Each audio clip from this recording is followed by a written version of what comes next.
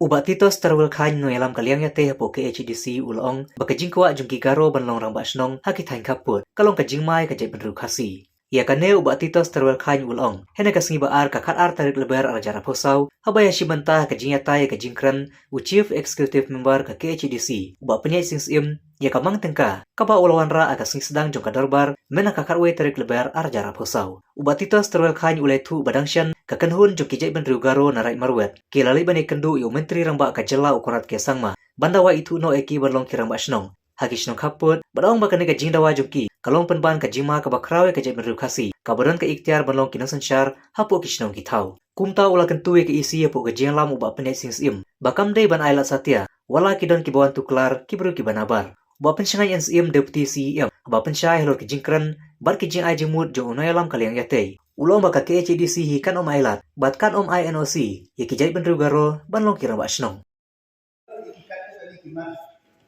di bawah bawah lembaga kita general discussion dari ini.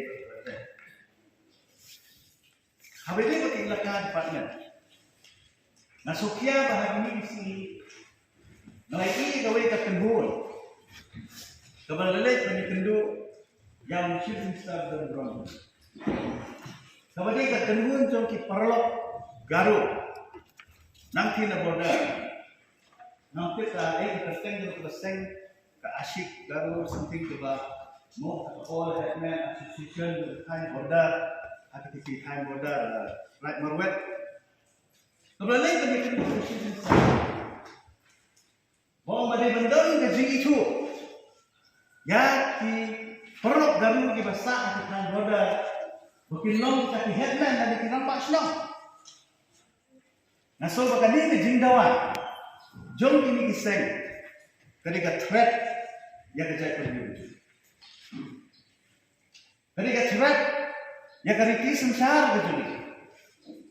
Hamta miki klik nong sensar terjadi. Balada. Ni ayat ya kan ni.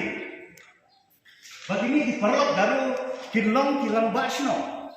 Hati kain boda, kain baca ya dari ini. Hei isu kata ikhtiar untuk ikhtiar untuk sosial dan miskin. Disorak. Nama ngitip imla bandan yang ini. Bagi ini diperlukan kunjungi di langsung hati boda sila, boda mau senang, raniko, mau semrut, ramberai, jirang, bakomta tertep. Lalu orang kata, hanya benda kajing peniat senang, kajing kontrol dan kajing peniat ini diberiu, jadi ini diperlu tadi halor kayak sisa ada jauh sini no sisa jadi. Kuno kerja ya keriti sisa begini, ya jadi hima begini beradaan di jam tidur, beradaan di jam keriti sisa ya berkompeni action, ada ni ayah.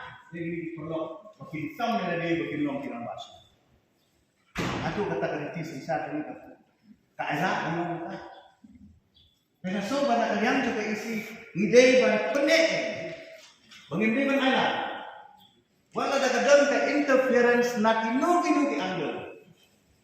Ide ban pendek ini banginde ban elak. But ya titik dustur itu bagi midal ban.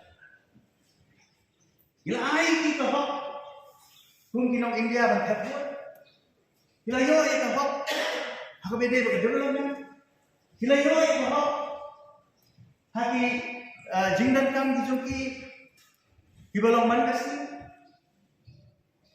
minum lah kan compromise